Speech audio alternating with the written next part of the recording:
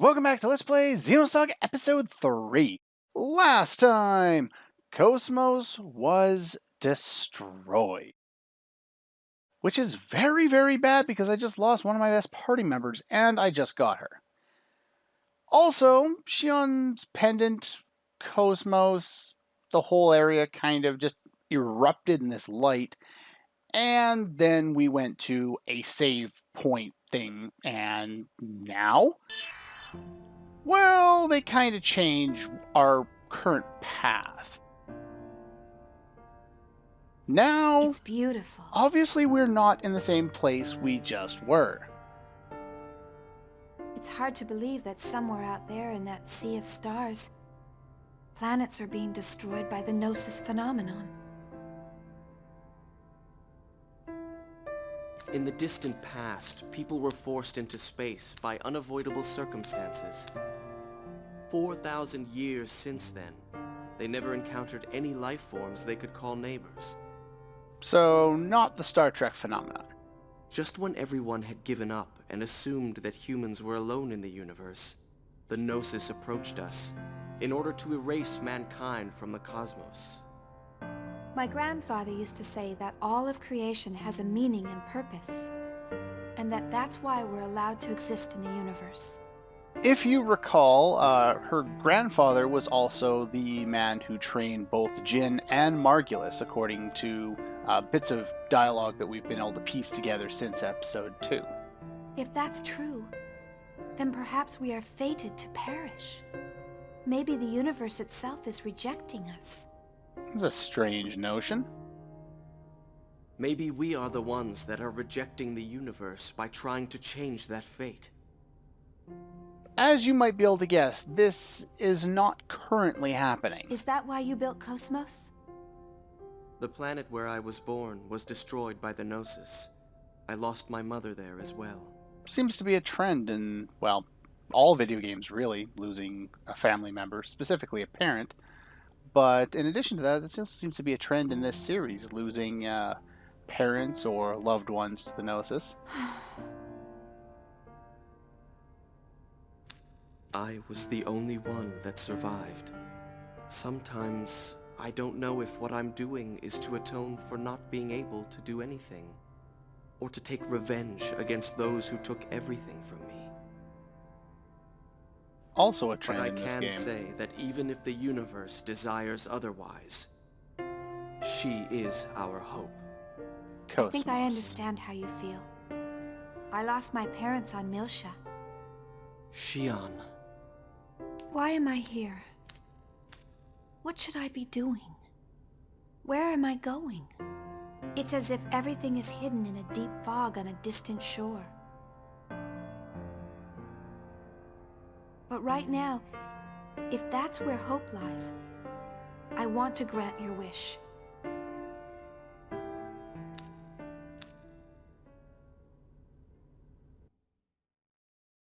And we fade to cutscene. Not sure why. Probably to get the different camera angles, Is but this the pendant she's pendant had your mother gave you? all along. Have we seen that pendant before? The path I'm Other walking than may on be a Shion's neck. mistake. I don't know for sure. Will you walk down this path with me?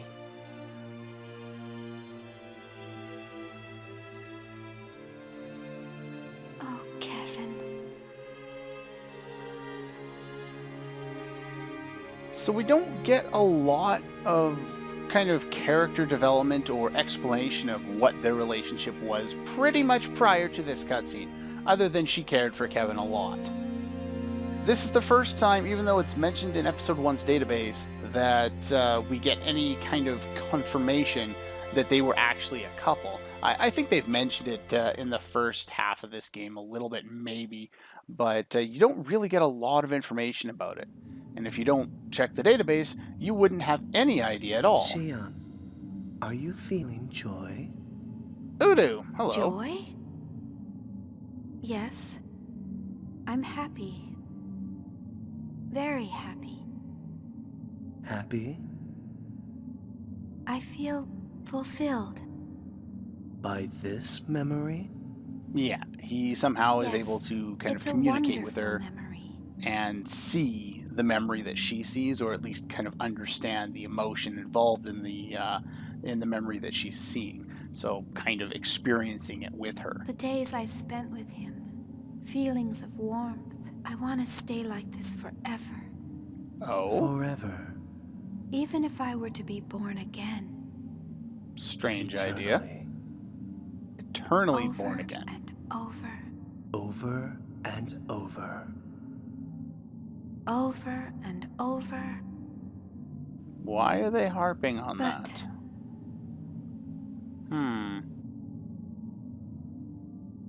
There's always a but at the end.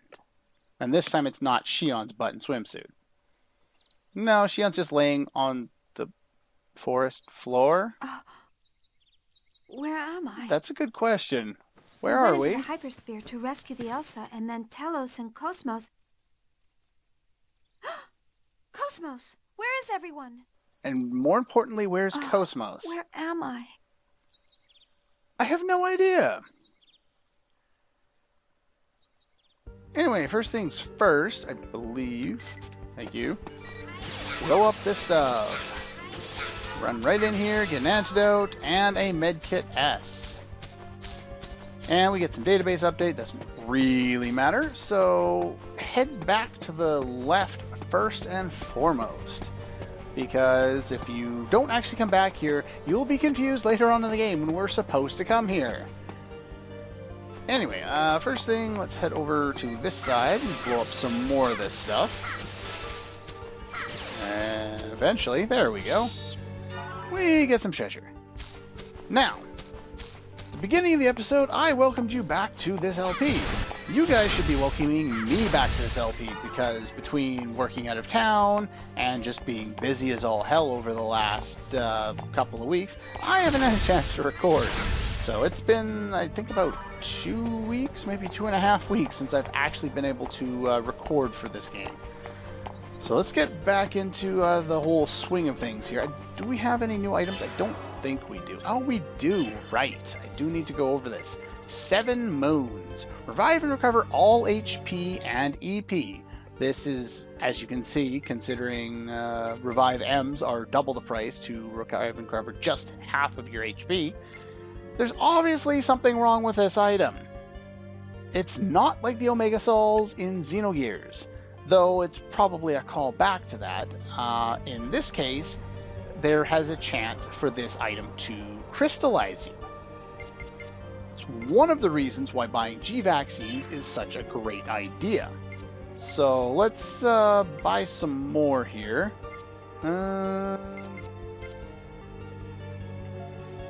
Yeah, let's go for 20 more. Actually, you know what? Can I afford 30? I can afford 30. I'm going to buy 30 more. Of course, I don't think there's any new equipment. No. No. Okay, that's fine. Anyway, I would equip everybody, but I'm kind of missing most of them. I'm going to be going through an area here in order to, or well, a relatively decent sized area, I would say. And I'm getting what appears to be slowdown, though my frame counter is not really showing that. So might have to restart the emulator here. We will see. But as soon as we approach this point, we get a cutscene. Cutscenes are good. Don't move! Good eyesight, Junior. Wait! Too late. Well, Junior, there's some more of That's my not an characters. enemy. No shit. Oh, Shion! You just jumped on her. What is wrong with you? Junior, why did you do that? Oh, sorry. I thought you were an enemy. Because apparently he's blind. Could you get off me? Oh, sorry. What happened to Junior? Why is he so stupid? And why are they here? Like, I know why they're here, but I'm glad it's kind of everyone's weird okay. that they just come in later. Actually, We can't find KOS-MOS or the crew of the Elsa. I'm sure they were transported with us, but transported? Do you mean a warp transfer? yeah, we don't know where we are yet. But it was probably that light. which Oh, has no. still not been explained.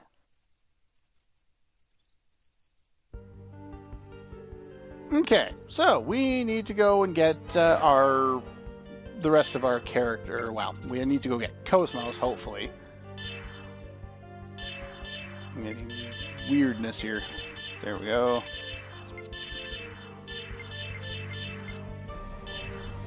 So we've got everybody up to 50%. Oh, 55%. I bought more than I needed.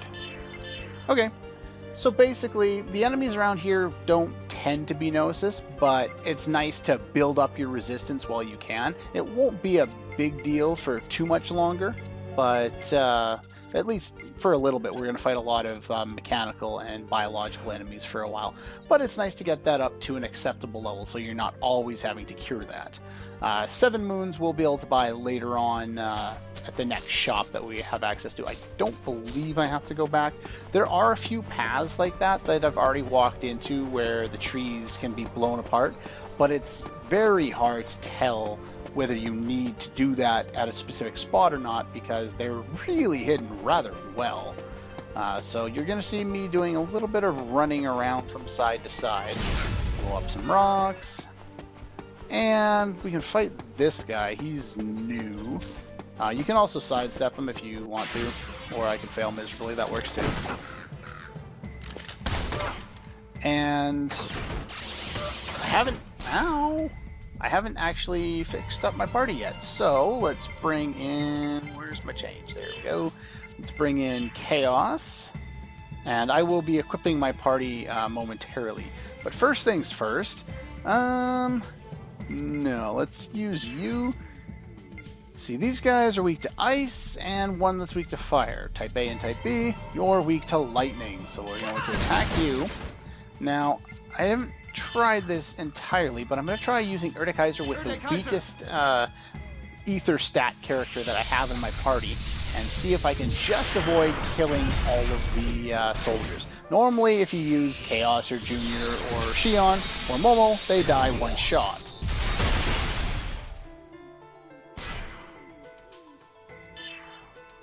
Now, ideally, what you would want to do here, as you can see, we've broken all the characters. Ideally, what you'd want to do now is use an attack that hits all enemies, that's a special attack, and wipe them all out. Unfortunately, that's not going to happen at the moment. And I don't really want to use Chaos for this, so you can attack him. I'm going to use Junior so I can absorb some of the biological enemies. Go back to your own world. Okay. Yeah, the enemies around here really aren't that difficult. I'll probably show off another battle with these guys where I don't use Urtikaiser to show a little more strategy, but it's a good way of knocking down your enemies relatively quickly. Unfortunately, I'm not going to be able to build up enough to do another one, so we'll just take down the Grizzly here. These guys do more damage than anybody else you'll run into on this entire route, so that's one advantage of using Urtikaiser, is it blocks them from being able to do a lot of damage to you. Try again in 10 years. There we go. Anyway, I'm going to go and adjust my party and my characters, and then I will see you in a moment. But first, let's blow up this rock. Medkit, joy. Okay, we're all back and ready to go. Pretty much a standard setup. Well, I might as well show these guys off. It's a slightly different battle. That'll probably help things out. Okay, so Armor Pierce, as you might expect. I'm going to be using Jin a lot of the time in this, probably in a lot of the games, just because he's going to be lower level, because I don't use him in mech fights. Let's take a look here. You don't have anything else new, but we do want to use Fist Down. Yeah, let's prevent you from dealing any damage. There we go. And you, do I have any good ethers with you? Thunderbolt, that would probably be helpful since you're weak to it. There we go, got a nice critical out of it. Now that I've filled up my boost gauge there, I can just take you out real quick here. I'm not going to get a soul for it, but simple enough. I'd like to be able to leave the one, of course, the one that's going to be left alive is the one that has the debuff on there. And no, you don't have anything else useful to work on in there, so we're just going to go armor break or armor pierce. And yeah, no changes. Yeah, that should be fine. Should just be able to continue with normal attacks now. Does a reasonable amount of damage. We'll be using Momo to heal up. Now that I've got enough for that, let's go with Spark Waltz. And I can't remember if I've shown that off or not, but if not, there it is. There we go. Now, do note that I have worked on a couple of skills. Let's have Momo do her job here. On the skill line, you haven't done much of anything with since last time I played with that. Neither did I with you. Over here, I learned Type B Critical, which increases your critical hit rate against biological enemies. These are so valuable in this game, especially for characters like Jin and Ziggy, because they do quite a bit of damage when they use their normal attacks. So you definitely want to be doing that. I'm also going to get Short Counter, which small chance of counterattack during a short range attack. Now, if you take a look at things like here, this is a short range attack. And that's short range, and Raging Sea is a long range attack. Therefore, it will not, like if someone were to use that against me, I would not be able to use short counter in order to counterattack. There is no long counter to my knowledge, so we don't need to worry about that. But having the short counter on there is rather effective, especially late game, where you tend to counterattack the enemies a lot more often. Of course, after your stats get higher, so that raises itself up. Let's see here. Momo is fine there. Here we learn Devil Break for Ziggy, just a medium break attack and slight lower to accuracy, so that will be useful anytime he's in boss fight. That's pretty much all he'll be using for a while. And Xion, I haven't done anything with. There we go, and head down here. Knew there was another one around here somewhere. Okay, just took care of that enemy off screen. Here, we get pretty much what I would consider nearly a useless item. We'll just pick somebody at random, doesn't really matter. Halves fire and ice damage. Thing is, you get this now, and it has both of them on there. It's rare that you're going to run into a situation where both elements you'll need to protect against both of them. And shortly after, in fact, I think it's the next shop, you'll have access to buying ones with single elements on them. And those ones are relatively cheap. But anyway, yeah, the ones you can buy are, I think they're like 300 or 600 gold, so they don't really cost all that much, and you'll be able to buy enough for all your characters. However, this one sells for like 50,000 gold. Considering how much money we have right now, and we've probably accumulated somewhere around 35 to 40,000 throughout the first 11 hours of the game, that's rather impressive. You don't really need to do it, but the option is there if you want to. Anyway, I don't think there's any secret to have paths around here. Okay, I got rid of him. Now, the path here kind of winds up, and we start fighting these guys. Here I am. These guys are little doggies that are weak to fire. Not that we have any real way of exploiting that at this point in the game, but they're there if you want to. They are biological, so Jin will have a higher chance of criticaling them. And we can absorb them with Junior's gun, so that's good. They go down reasonably fast. It's pretty easy to back attack many of the enemies in here. And I wouldn't worry too much what I get hit with. Slow? Doesn't really hurt me. But I don't have enough boost in order to get an extra kill on that one, but oh well. Some more items, and we'll continue forward. Now, hello. Alright, blow up this, and probably something useless. I guess that's not bad, it's just, I don't really care for them. Now, once you hit the top, if you hug the outside, like I just did there, you're going to be confused where to go. However, if you didn't hug the outside, you'll realize that there is a little path through here. And another one. And I meant not to go far enough to enable this cutscene, but okay, that works too. We'll watch the cutscene. It can't be. That's impossible. Jin! It's not true. That's impossible. What? What's wrong, Xion?